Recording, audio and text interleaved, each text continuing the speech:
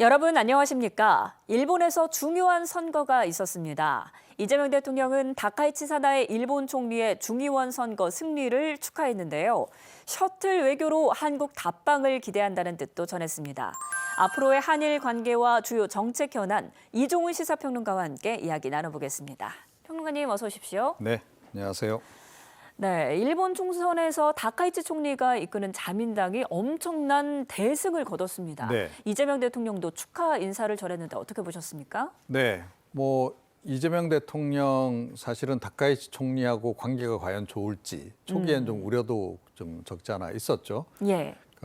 일본은 전통적인 자민당, 그러니까 보수 정당이고 또 이재명 정부는 이제 진보 정권이다 보니까 약간 엇박자가 나지 않을까. 과거에 실제로 이제 과거 역사 문제라든가 이런 것으로 해서 갈등을 좀 빚었던 바도 있고 하기 때문에 네. 그런 우려가 있었습니다만 의외로 이재명 대통령이 실용 외교를 강조하고 하면서 비교적 좋은 관계를 지금 유지를 하고 있고 아시다시피 이제 셔틀 외교도 복원이 된 상태 아니겠습니까? 네. 그래서 이재명 대통령이 이제 지난달에 일본 그것도 다카이치 총리의 고향인 그 나라현으로까지 가서 정상회담을 했던 바가 있고 이번에는 이재명 대통령이 이제 그 본인 고향인 안동 쪽으로 이제 초청을 한 상태 아니겠습니까? 그래서 예. 조만간 이제 답방도 이뤄질 예정입니다. 그래서 이재명 대통령의 대일 관계의 기본 기조는 과거는 직시하되 미래지향적 관계를 지향해 나간다 이제 이런 겁니다. 그래서 네. 그런 관점에 따라서 이번 이제 일본 총선 관련해서도 어찌됐건 다카이치 총리 입장에서는 본인의 지지 기반이 확고해진 계기 아니겠습니까? 그래서 이제 축하의 인사를 전했다 이렇게 보시면 될 것 같습니다. 네, 3분의 2인 310석을 뛰어넘는 316석을 확보를 네. 했습니다. 이렇게 단일 정당이 중의원에서 3분의 2 이상을 차지한 게 태평양 전쟁 이후로 처음이라고 그러더라고요. 정말 그렇죠. 엄청난 기록인데 요인이 뭐라고 예. 보십니까? 일단은 이제 다카이치 총리의 승부수가 통했다 이제 이렇게 예. 보시면 될 것 같고요. 그러니까 집권 초반에 이제 중의원 해산을 바로 시킨 거 아니겠습니까? 참의원이 지금 이제 여소야대 상황입니다. 그래서 이제 중의원도 여소야대 상황으로 이제 간다거나 아니면 좀 여당이 약해서는 곤란하다 이 판단을 좀 했던 거고요. 네. 그래서 이제 그 다카이치 총리가 지금 강한 일본, 부유한 일본을 지금 이제 기치로 내걸고 있습니다. 그래서 그런 걸 전면에 내세우고 이제 특히 이제 미국하고 관계를 굉장히 강조를 하고 있죠. 그러면서 중국과는 이제 약간 긴장 관계를 예. 이제 더 유지하는 이제 그런 그 상황입니다. 그런 것이 좀 일본 국민들에게 통했던 거 아닌가 그렇게 좀 생각을 하고요. 그야말로 압도적인 승리를 이제 거둔 거죠. 네.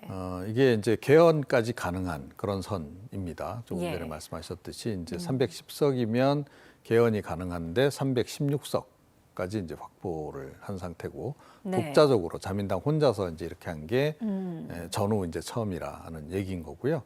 또 연립정부 아닙니까? 그래서 이제 일본 유신회가 이제 연립정당으로 이제 들어와 있는데 일본 유신회도 36석을 확보를 했습니다. 그래서 네. 두 당만 합치더라도 352석. 그래서 그야말로 차고 넘치는 이제 그런 그 상황이고요. 또 제1야당 말고 또 다른 그 야당 같은 경우에도 보수 성향이 굉장히 강합니다. 그래서 일본이 이제 이제 이른바 평화헌법 또 개정하면서 군사 강국으로 거듭나지 않겠는가 네. 그런 관측까지 지금 나오고 있는 그런 그 상황입니다. 네, 그럼 이런 결과가 동북아 정세에는 어떤 영향을 줄 것인가? 미국과 중국의 반응은 엇갈리고 있는데 앞으로의 미일 관계, 중일 관계는 어떻게 예상하십니까? 네, 트럼프 대통령 같은 경우에는 다카이치 총리를 굉장히 적극적으로 밀어주고 있죠. 네. 그러니까 이번도 중의원 선거 직전에 다카이치 총리의 리더십을 굉장히 칭찬하는 그런 이제 그 메시지를 낸 바가 있습니다. 예. 그러니까 사실은 간접적으로 일본 중의원 선거에 트럼프 대통령이 개입했다 이렇게도 이제 볼 수 있습니다. 다카이치 총리의 이제 정책 기조가 조금 전에 말씀드렸듯이 트럼프 대통령의 정책 기조하고 이제 일치하는 거죠. 네. 특히 이제 중국을 이제 강하게 압박하는 측면에서 지금 노선을 지금 같이 하고 있습니다. 그래서 이제 그 향후에 그 미일 관계는 이제 더욱더 견고해지지 않을까 이제 그런 예상이고 트럼프 대통령이 그나마 좀 불만족스럽게 생각하는 게 그래도 좀 한국 정부가 아니냐 그런 지적이 좀 나옵니다. 그러니까 한국 정부마저도 보수 정권이었으면 더 좋았을 텐데 이런 생각을 하고 있을 수도 있다 하는 거고요. 뭐 하지만 이제 뭐 이재명 대통령도 트럼프 대통령하고 비교적 좋은 관계를 유지하고 있기 때문에 예. 뭐 한미일 간의 한미일 전체적으로 보더라도 그렇고 뭐 이제 한국과 미국 간의 긴장이 갑자기 고조된다거나 그런 일은 없을 것으로 그렇게 예상이 되는데 이제 다카이치 총리가 이제 이렇게 기세가 오르게 되면 이제 그 우리하고 약간 긴장이 될 수 있는 부분들이 좀 많이 발생을 하죠. 네. 그러니까 평화헌법을 개정해서 자위대를 이제 헌법에 명시를 하고 자위대가 아니고 이제 본격 군대로 네. 이렇게 하게 되면 이제 전쟁을 치를 수 있는 국가가 이제 다시 되는 건데 네. 그것이 이제 그 동북아에 미칠 영향 또 우리나라에 미칠 영향이 적지 않기 때문에 또 과거 군국주의를 또 연상케 하는 측면도 있고 해서 네. 좀 우려되는 지점도 좀 있는 거고요. 네. 그 연장선에서 다카이치 총리가 그동안은 좀 유보해 왔던 뭐 이제 이제 신사 참배라든가 그런 것들을 제기하게 된다거나 또는 독도 이슈라든가 또 과거사 이슈로 해서 우리를 조금 더 긴장시킬 수 있는 그런 부분은 좀 없잖아 있는 그런 그 상황입니다. 네, 말씀하신 것처럼 그쪽은 보수 우파가 결집을 한 상태이기 때문에 네. 그 전쟁 가능한 국가로 돌아갈 개헌이 가능할 것인가 하는 문제, 그리고 과거사 문제도 또 염려되는 게 사실이고요. 경제 문제라든지 이런 부분들은 앞으로 어떻게 보십니까? 네. 그러니까 뭐 일본도 굉장히 오랫동안 경제적으로는 이제 잃어버린 이제 30년 그래서 예. 이제 어려운 시절을 많이 겪었던 거고 그래서 지금 다카이치 총리 같은 경우에는 보수 정당임에도 불구하고 재정을 굉장히 적극적으로 활용을 해서 예. 일본 경제를 다시 되살리겠다 이렇게 지금 이야기를 하고 있습니다. 그래서 정책 기조 면에서 트럼프 대통령하고 좀 비슷하다 이렇게 보시면 됩니다. 그래서 아마 그런 기조로 이제 가게 될 것 같고 그러면서 이제 군비도 꽤 많이 증강을 좀 하지 않을까 그렇게 좀 예상이 됩니다. 네. 그런데 이제 그러다 보면 이제 군국주의의 망령이 되살아나는 거 아닌가 하는 우려를 이제 우리나라 같은 경우는 안 할 수가 없는 거고 또 이제 다카이치 총리가 너무 이제 그 국내적으로 이제 견제를 안 받다 보면은 뭐 역사 이슈라든가 또 영토 이슈 관련해서도 좀 과속 페달을 밟을 가능성이 없잖아 있는 거죠. 네. 그런 부분들을 이제 이재명 대통령이 어떻게 적당히 이제 그 적당한 선에서 통제 관리를 할 것인가. 그게 이제 또 다른 이제 외교적 과제다 이렇게 보시면 될 것 같습니다. 네, 앞으로의 상황 주의 깊게 살펴봐야 될 것 같습니다. 네, 그런가 하면 이제 곧 설이죠. 이재명 대통령이 퇴근길에 청와대 인근 전통시장에 들렀습니다. 화면 보고 오겠습니다. 아유, 반갑습니다. 아이고, 복권 수고 많으시죠? 아니요. 과일 가게 하세요? 주식 공부 열심히 하고 있습니다. 대통령님께 여기까지 방문해 주셔서 꿈에도 몰랐습니다. 아, 오늘 밥 한번 먹고 가라. 사장님 맛있는 거 드세요. 하나, 둘. 하나, 둘. 제가 오늘 영업쇼. 얼마 동안 했나요? 여기서 이제 저희 이모님 한 35년 됐고요. 복권 사러 가야 되겠어. 새해 복 많이 받으세요. 많이 받으세요. 열심히 응원합니다. 예, 고맙습니다. 네, 이재명 대통령이 어제 깜짝으로 통인시장을 찾아서 이른바 국밥 번개를 했습니다. 네. 네, 체감하는 경기를 확인하고 싶었던 걸까요? 뭐 이제 이재명 대통령이 최근에도 이제 지역 타운홀 미팅 계속 좀 이어가고 있지 않습니까? 예. 그리고 이제 그래서 지역 가시면 꼭 이제 전통시장 이제 방문을 이제 합니다. 사실은 이재명 대통령만 그런 건 아니고 과거 전직 대통령들도 특히 명절 가까워오고 그러면 또는 지역을 방문하거나 하면 전통시장 방문은 어떻게 보면 정해진 일종의 루틴 비슷하게 이렇게 이제 잡혀 있는 거고요. 근데 이번 같은 경우에는 동네 전통시장을 가셨어요. 네. 그동안은 다른 지역에 가셨는데 통인시장은 청와대 바로 옆에 있잖아요. 그죠? 예.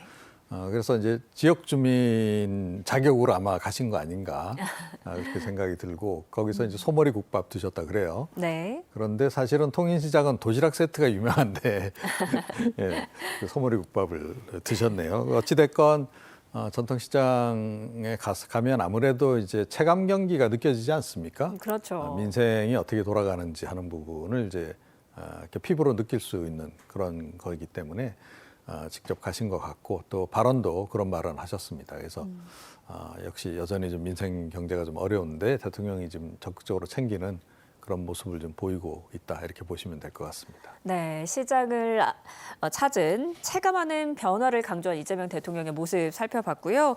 또 이 소식도 보겠습니다. 국가수사본부장을 비롯한 경찰청 대표단이 중국을 찾았습니다. 아무래도 초국가 범죄 공동 대응, 지난 한중 정상회담 때 합의했던 부분을 세부사항 후속 조치라고 보면 되겠죠? 네, 그렇습니다. 그래서 뭐 이 초국가 범죄로 인한 뭐 스캠, 뭐 피싱, 뭐 이런 범죄 피해가 우리나라에서 발생하는 규모가 좀 엄청나지 않습니까? 그래서 이제 굉장히 적극적으로 지금 대응을 좀 하고 있는 거고, 캄보디아에서도 마찬가지로 굉장히 적극적으로 대응하고 있습니다. 네. 캄보디아뿐만 아니죠. 동남아 전반에서 이제 그런 스캠 범죄가 한국인 대상으로 많이 벌어지고 있기 때문에 거기 적극 대응을 좀 하고 있는 그런 연장선이다 이렇게 보시면 되는데, 그런데 이 참 공교롭게도 이 스캠 범죄라든가 이런 것 등이 동남아로 이제 번지게 된 것이 이 중국인들 그 화교 라인을 통해서 많이 이제 번지게 됐습니다. 그래서 네. 사실은 스캠이나 이 피싱 범죄가 워낙은 중국 쪽에서 이제 많이 발생을 했었죠. 그런데 네. 이제 그들이 중국 쪽에서도 이제 단속을 좀 많이 하니까 동남아로 넘어간 이런 그 상황이란 말이죠. 예. 그렇다고 해서 그러면 중국 내에 이 범죄 조직은 사라졌느냐? 아닙니다. 그러니까 본질은 그쪽에 여전히 있는 거죠. 그래서 이제 어떻게 보면 근원을 찾아서 이 문제를 해결하지 않으면 안 된다라는 인식을 정부가 가지고 있는 거고, 그런 차원에서 지금 이제 중국 공안하고도 협조를 해서 이제 이거를 좀 차단시키려고 하는. 그리고 중국 정부의 인식도 과거하고 좀 많이 달라졌어요.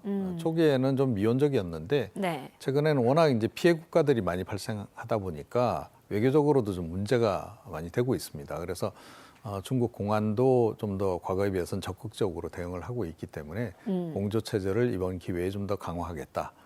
그런 이제 의도다 이렇게 보시면 될 것 같습니다. 네, 뿐만 아니라 쿠팡 개인정보 유출 사건 피의자가 중국 국적의 전 직원이었잖아요. 네. 송환 문제도 거론이 되겠습니까?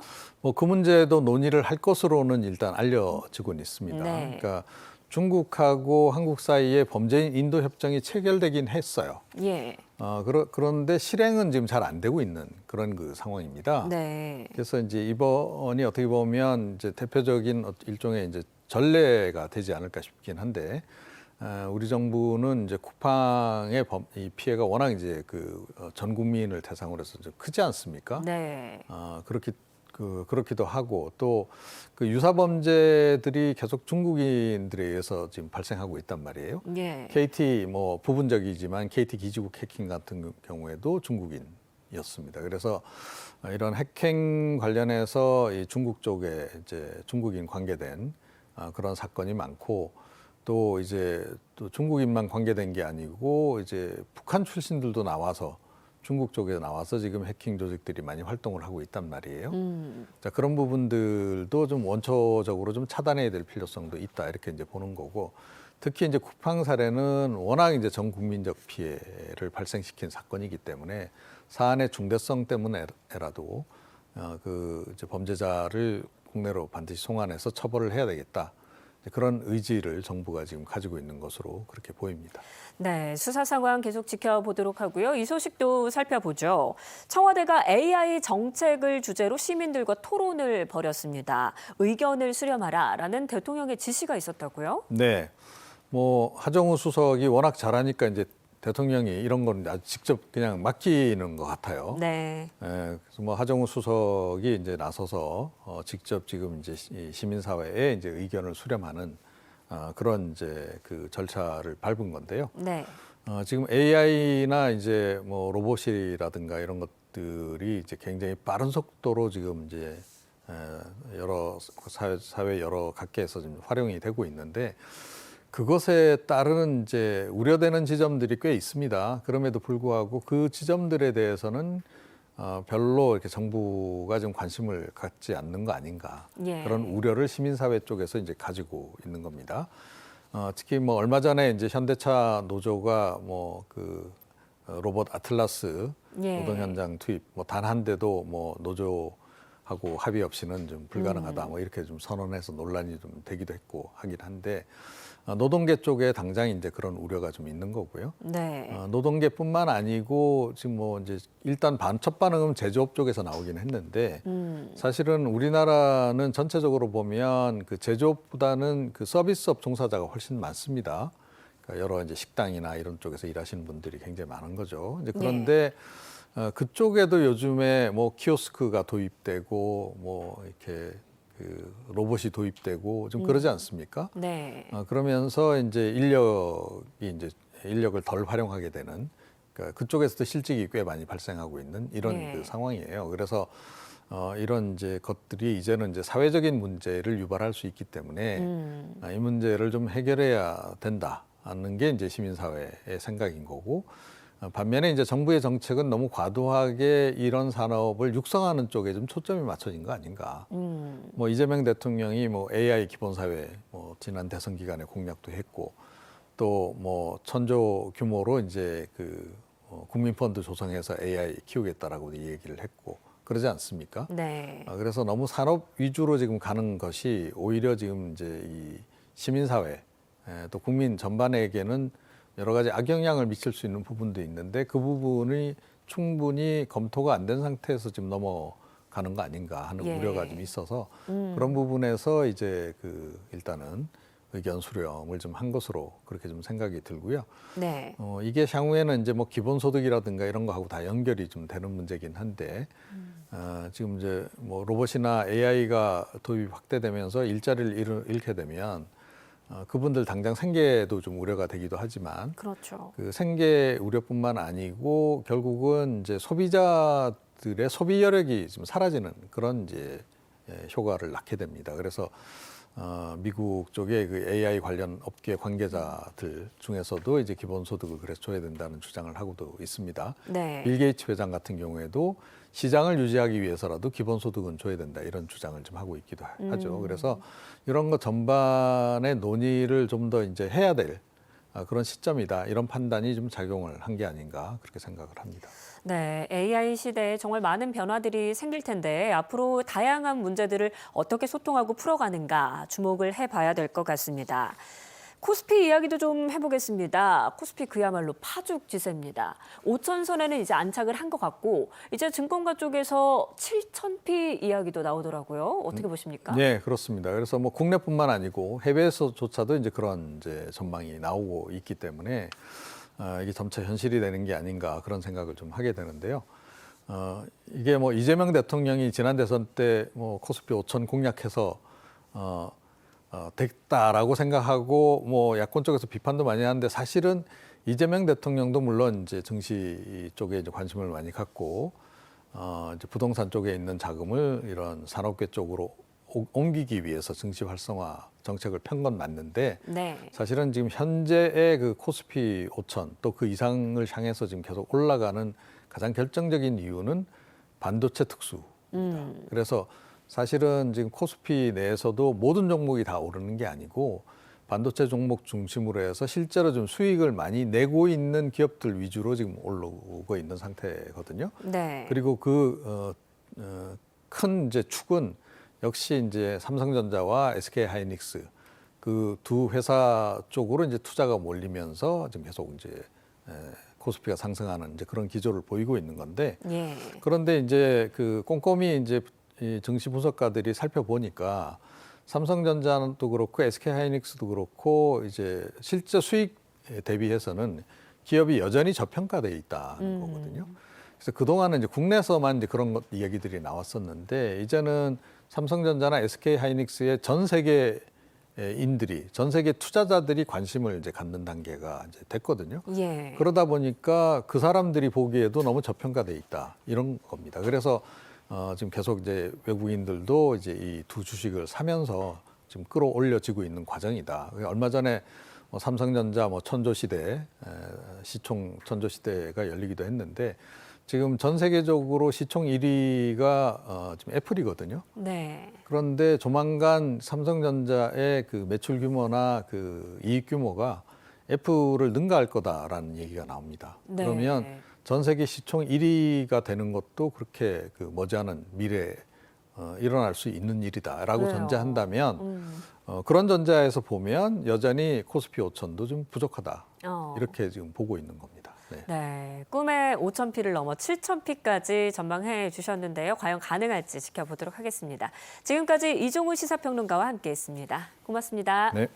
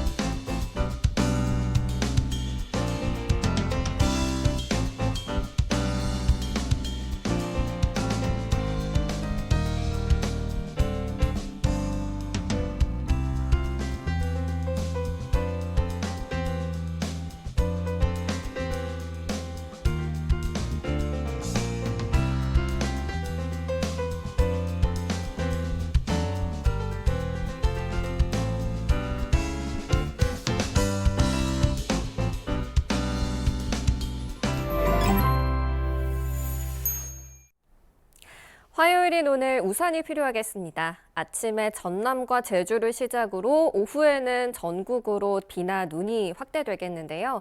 비로 내린다면 대부분 5mm 정도가 예상되고요. 기온이 낮은 내륙과 산지는 눈으로 내리겠습니다. 특히 제주 산지에는 10cm 이상의 많은 눈이 내려 쌓이겠고 강원과 전북에 최대 5cm, 서울은 1cm 미만이 예상됩니다. 수도권과 동쪽 지역은 건조특보가 이어지고 있습니다. 동해안 지역은 강수예보가 들어있지 않고요. 그 밖에 동쪽 지역은 예보된 강수량이 적어서 건조함이 계속되겠습니다. 먼지 걱정은 없겠습니다. 미세먼지 농도는 좋음에서 보통 단계를 보이겠습니다. 오늘 낮 최고 기온은 서울이 4도, 세종과 전주, 안동 6도, 대구와 부산은 7도까지 오르겠습니다. 당분간 평년보다 온화하겠는데요. 주 후반으로 갈수록 기온은 오름세를 보이겠습니다. 날씨였습니다. 민족의 대명절인 설을 맞이하여 국민들이 안심하고 편안히 지낼 수 있도록 2026년 설 민생 안정 대책을 마련했습니다.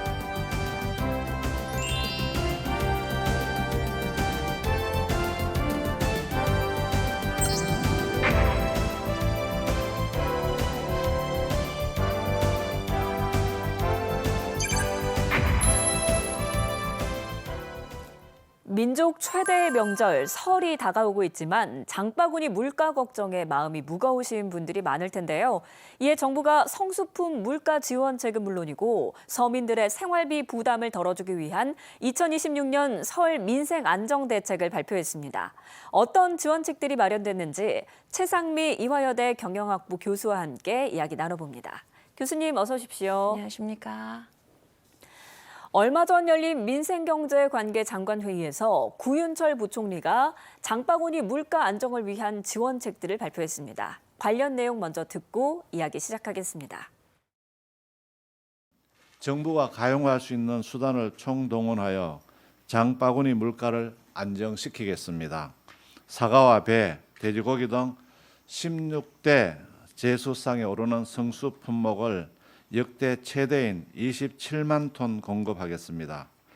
910억 원의 정부 지원을 통해 농축수산물을 최대 50% 할인하고 온누리 상품권 환급 행사 규모와 참여 시장도 대폭 확대하겠습니다. 취약계층과 소상공인의 민생 부담도 덜어드리겠습니다. 소상공인과 중소기업에 명절 신규 자금 39조 3천억 원을 공급하고 58조 규모의 대출 보정 만기를 1년 연장하겠습니다.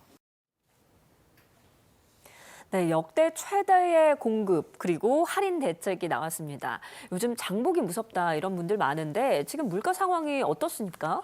핵심을 보시면 이제 전체 물가가 아주 폭등하는 상황이다라고 보기는 어렵고요. 이제 국민들이 매일 사는 전반적인 이제 생활 물가가 좀 불안하다 이런 점이 이제 보셔야 될 것 같아요. 정부 전망으로 보시면 2026년 올해 소비자 물가가 전반적으로 한 2%대로 예상되거든요. 안정 흐름이라고 보이는데 장을 볼 때 체감하는 먹거리 물가는 사실 가격은 변동성이 굉장히 크잖아요. 특히 설날 같이 이제 이런 많이 사는 이런 성수기가 오면 특히 농축산물처럼 명절에 수요가 확 늘어나는 품목 같은 경우에는요.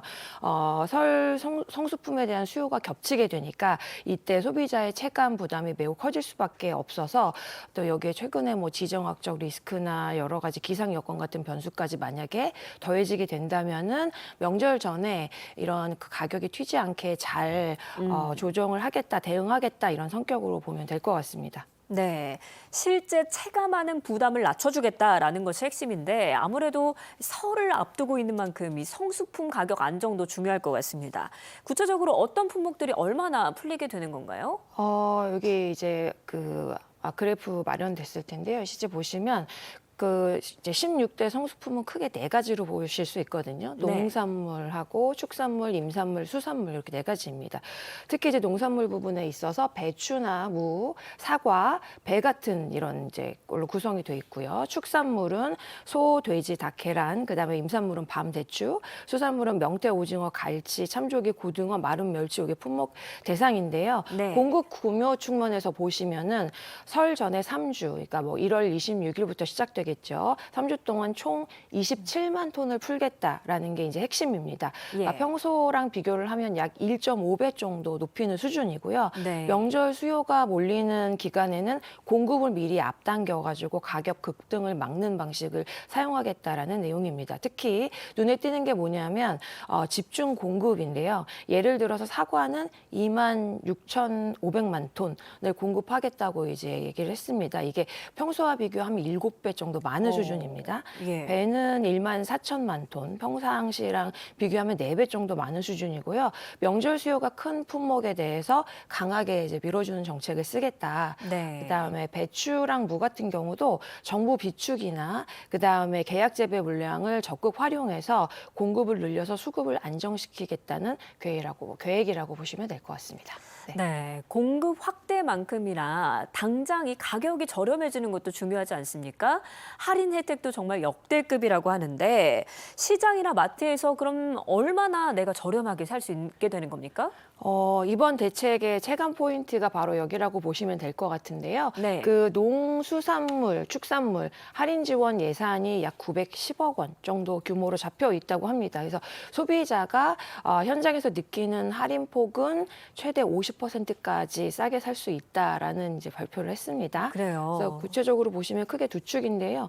뭐 대형마트랑 온라인몰 같은 데서 온 오프라인 유통 채널에서도 1인당 최대 2만 원 정도까지 할인 혜택을 주고요. 그다음에 배추, 무, 계란, 돼지고기처럼 가격이 높은 품목은 최대 40%, 명태, 오징어, 갈치, 뭐 조기 이런 대중성 어종과 김 같은 경우는 50% 할인을 지원하겠다고 하고요.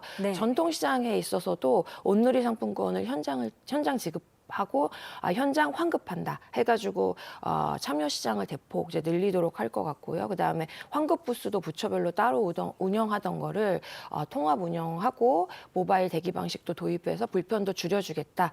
그래서 즉 할인뿐만 아니고 실제 이제 받기 편하게 구조도 신경 쓰겠다 이런 대책이 특징인 것 같습니다. 네, 그런데 이렇게 할인을 해도 애초에 할인 전에 요금을 바가지 요금 수준으로 올려버리면 실제 체감이 안 되지 않습니까? 네네. 그래서 바가지 요금 그리고 불공정 행위 이번에 엄단할 방침이라고요. 이번에 보니까 이제 점검하고 신고, 그다음에 빠른 현장 조치, 요거를 한꺼번에 묶어놓은 패키지를 지금 내놨거든요. 그래서 네. 설 연휴 전후로 보시면 특별 기간을 두고 민관 합동 현장 점검을 하겠다고 했고요. 그다음에 신고를 좀 더 간편하게 했는데 전화, QR 등으로 즉시 가능한 통합 신고 창구를 운영을 한다고 합니다. 그래서 접수가 되면은 24시간 이내에 현장 대응을 하겠다라는 원칙을 세웠고요. 그다음에 물가 담합 같은 구조적 문제를 해결하기 위해서 공정위는 이제 민생 밀접 분야 신고센터를 마련해서 적극 접수하고 그다음에 생필품, 그다음에 식료품처럼 민생과 아주 가까운 품목의 담합은 조사하고 그다음에 범죄 행위 드러나면 엄단하겠다 이런 기조를 분명히 했습니다. 그래서 네. 우리 소비자분들 입장에서는 비싸다라고 느꼈을 때 신고 쉽게 하고 그다음에 신고해도 안 변한다, 가격이 그대로다라는 불신을 줄이려는 설계가 들어갔다라고 보여집니다. 네. 네, 뿐만 아니라 이번 대책을 위해서 관계부처가 합동으로 물가 안정 TF를 가동한다고 하는데 각 부처가 어떤 역할을 맡게 되는 겁니까? 쉽게 말하면은 농식품부, 해수부, 관세청은 예. 물건값을 잡는 이제 원인을 안정시키기 위해서 단속을 하는 거고요. 그다음에 행안부랑 지자체는 현장 물가 관리에, 그다음에 공정위는 불공정 단속, 국토부는 운송요금 단속처럼 역할을 쪼개서 담당하겠다라는 얘기고요. 농식품부랑 해수부, 관세청 같은 경우는 설 성수품 대책반을 운영한다고 합니다. 그래서 품목별로 수급하고 가격을 매일 점검한다고 하고요. 국토부는 명절 전후에 화물 운송 부당 요금을 청구한다든지 아니면 운송 거부 같은 문제를 단속한다고 합니다. 그래서 공정위는 담합이나 재판매 가격 유지 같은 불공정 행위 신고를 접수를 강화할 거고요. 그다음에 행안부랑 지자체는 설 특별 대책 기간을 두고 이제 종합 상황실을 운영을 해서 네. 누가 무엇을 책임질지를 명확히 해서 대응 속도를 올린다고 합니다. 네. 네, 또 민생 부담을 직접적으로 덜어주기 위한 금융 지원책도 담겨 있는데요. 서민과 취약계층, 고금리 부담 때문에 힘든 분들이 많은데 어떻게 지원이 됩니까? 명절 전후에 한 2개월 동안 벌써 시작이 됐죠. 예. 이제 1월 중순부터 서민, 취약층, 청년층 대상으로 정책금융안정기금 약 1.1조 원을 공급하는 게 큰 줄기라고 보시면 되고요. 네. 구체적으로는 햇살론, 일반보증하고 특례보증 공급을 확대할 거고요. 대학생하고 취준생 같은 청년층을 위한 햇살론 뉴스도 별도로 공급한다고 합니다. 예. 또 불법 사금융으로 밀려나는 걸 막기 위해서 불법 사금융 예방 대출도 공급을 할 거고요. 실질 금리 부담을 낮추는 조치가 여기에 포함되어 있다고 보시면 될 것 같아요. 여기에 건설 일용 근로자처럼 현금 흐름이 약간 불안정한 계층이 있잖아요. 네. 분들은 개인별로 적립된 퇴직공제금을 담보로 생활안정자금을 무이자 대출할 수 있게끔 해서 명절 직전에 급한 돈이 필요할 때 이 부분을 제도권 안에서 흡수시키려는 취지가 담겨 있다고 보시면 될 것 같습니다. 네.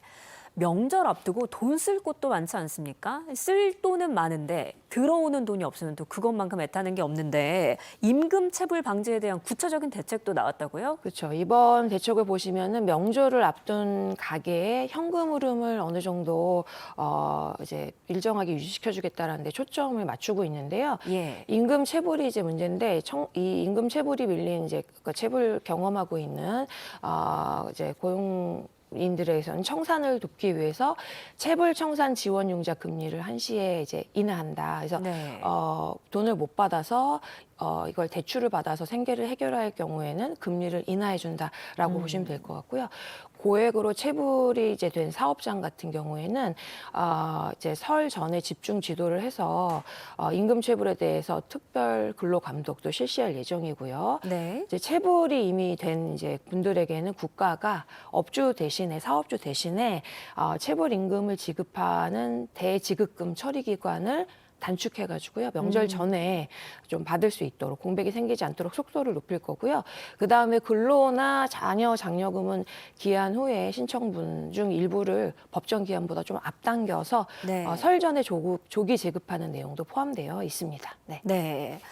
또 일상에서 체감하는 지원도 있습니다. 설 연휴가 되면 아무래도 가족들이 모이다 보니까 영화라도 한 편 보게 되고 또 전시라도 한 편 보게 되고 그렇죠. 또 이동이 많다 보니까 에너지 비용도 쓰게 되는데 이런 부담을 줄여주는 대책도 있다고요? 네, 이번 대책이 장바구니, 그다음에 고정비 요거 한꺼번에 잘 보살펴 보겠다 이렇게 건드린 게 특징인데요. 말씀하셨던 문화 같은 경우는 취약적 계층이 문화, 관광, 체육 활동에 쓰는 문화 누리 카드를 설 전에 조기 재충전할 수 있게 하고요. 신규 발급도 이제 명절 전후로 이용이 시작되도록 이제 할 예정이고요. 에너지 부분도 있어서 유류세 인하 연장을 한다고 합니다. 예. 그다음에 물가 연동 보조금 지급도 연장할 거고요. 그리고 에너지 바우처 가구 중에 등유나 LPG 사용 가구에 추가 지원이 들어가 있습니다. 사회복지시설 난방비도 설 전후 국비로 지원할 거고요. 통신도 무료 영상 통화 지원을 해가지고 데이터 걱정 없이 가족이 서로 안부를 물을 수 있도록 지원한다고 합니다. 예. 뭐 교육 부분에 있어서는 1학기 학자금 대출 금리는 동결할 거고요. 그다음에 불법 사교육 신고센터 운영도 포함되어 있고 생계가 어려운 국민에게 먹거리, 생필품 꾸러미를 지원하는 사업도 확대할 거고요. 그다음에 주거 부분에 있어서는 쪽방이나 옥탑방 등의 이제 주거 취약계층, 공공 민간 임대 이주 지원도 포함되어 있습니다. 그래서 이게 네. 명절 한철 대책뿐만 아니고 생활비 여러 항목을 동시에 눌러가지고 체감 부담을 낮추기 위한 패키지다 이렇게 보시면 될 것 같습니다. 네. 네, 그리고 전통시장 상인들 그리고 중소기업들 자금 사정도 중요한 문제입니다. 명절 전후로 금융 지원도 풀린다는데 정확한 규모 그리고 방식이 어떻게 됩니까? 여기서 이제 핵심은 유동성을 늘린다라는 네. 부분이거든요. 그래서 명절에는 사실 재고를 미리 확보해놔야 되잖아요. 그리고 예. 대금 결제도 몰리는데 매출이 바로 현금으로 들어오지 않으면 이제 이게 문제가 되는데 말씀하셨던 대로 소상공인하고 중소기업 중심으로 역대 최대 39.3조 원. 네, 신규 자금, 대출하고 보증을 공급하기로 했고요.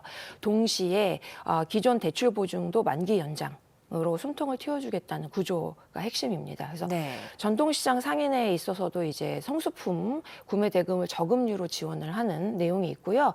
중소기업의 외상 판매 위험은 매출, 채권, 보험 인수로 보완을 하기로 했습니다. 특히 실무적으로 중요한 게 두 가지가 있는데요. 하나는 영세 소상공인 공과금 등 이제 고정비 바우처로 매달 나가는 비용을 좀 덜어주겠다라는 점이고요.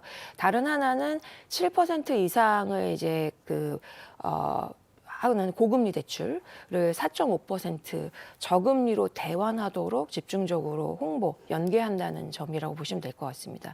그래서 현장에서는 당장 필요한 이제 돌릴 돈이 가장 중요하니까 네. 신규 공급에다가 덧붙여서 만기 연장도 하고 그다음에 고정비도 완화시키고 고금리 부담까지 완화시키는 이렇게 한꺼번에 묶은 패키지 정책이다 이렇게 보시면 될 것 같습니다. 네, 그리고 기업 입장에서는 실제적으로 세금 납부라든지 뭐 대금을 선지급한다든지 현장에 애로사항이 분명히 있을 텐데 이런 부담을 덜어주는 지원책도 담긴다고요? 그렇죠. 그래서 이게 좀 관련해서 말씀드렸듯이 해당된 여러 가지 융자. 예. 네, 그 고금리였던 걸 저금리로 돌려준다든지 말씀드렸듯이 대규모 그 정책 39.9조 원 신규 자금 제출을 공급을 하니까 중소기업 입장에서는 기존에 그 급한 돈을 빌리는 데 있어서도 많이 활용이 될 것으로 예상이 됩니다. 네. 네, 알겠습니다. 지금까지 최상미 이화여대 경영학부 교수와 함께 이야기 나눴습니다. 교수님 오늘 말씀 고맙습니다. 감사합니다.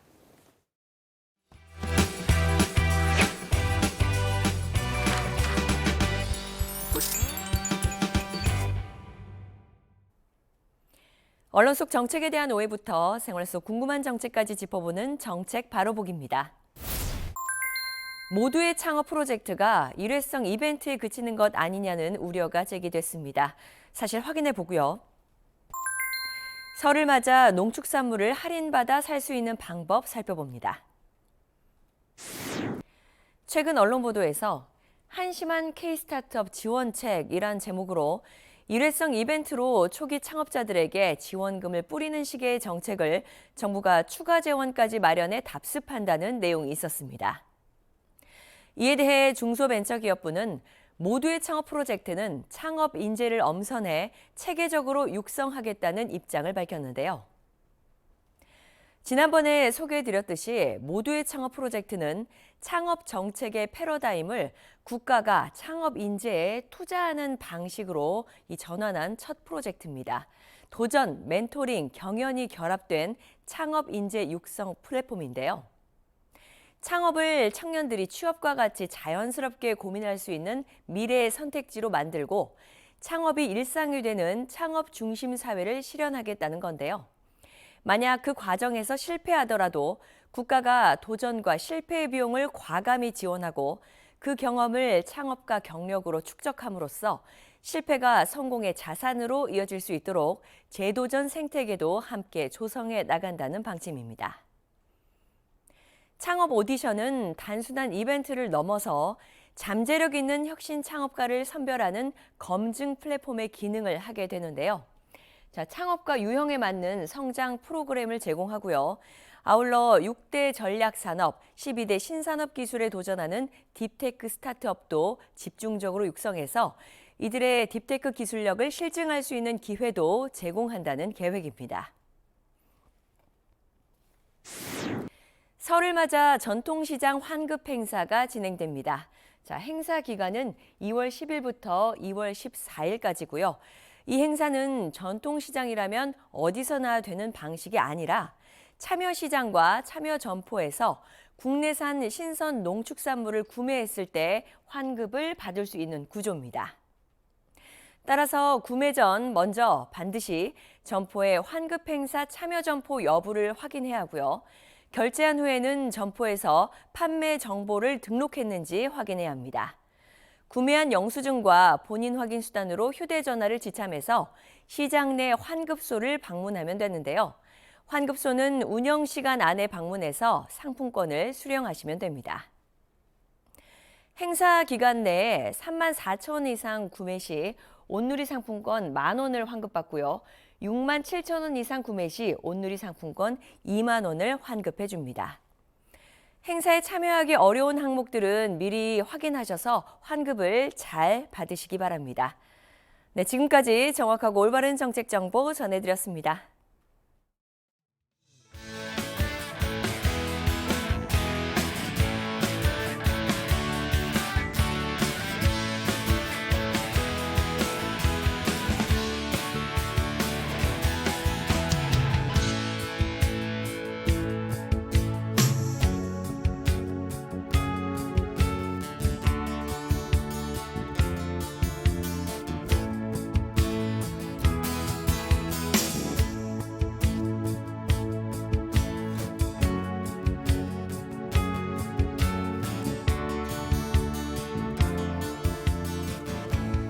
잠시 후 이재명 대통령이 주재하는 국무회의가 열립니다. 국민과 함께하는 이재명 정부의 국무회의 계속해서 함께해 주시기 바랍니다. 생방송 대한민국 1부 마칩니다. 내일 오전 10시에 찾아뵙겠습니다. 시청해 주신 여러분 고맙습니다.